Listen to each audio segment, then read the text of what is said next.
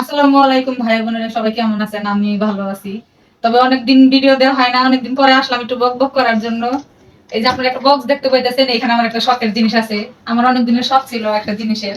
তা আমি আমার হাজবেন্ডকে বলছিলাম আমার শখটার কথা, তাৎক্ষণিক সে দিতে পারে নাই আমাকে, কিন্তু একটু একটু করে টাকা জমায়া তারপরেও আমার এই শখের জিনিসটা কিনা দিছে।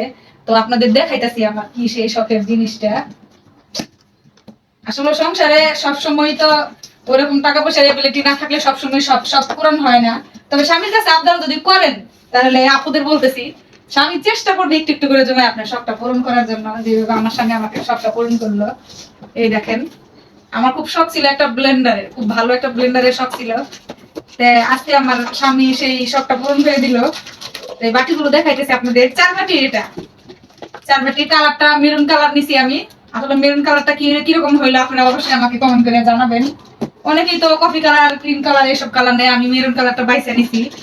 কারণ চারটা বাটিগুলো কিন্তু হেভি, অনেক সুন্দর স্টিলের বাটি।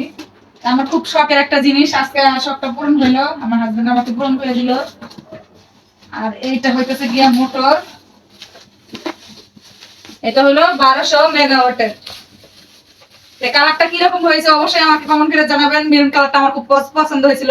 ওইখানে ছিল কফি কালার, ছিল ক্রিম কালার, ছিল আরেকটা কালার ছিল, ওই কালারটার নামটা আমি ভুলে গেছি, বলতে পারতেছি না। তবে এই কালারটা আমার খুব পছন্দ হয়েছে, এই জন্য আমি নিছি।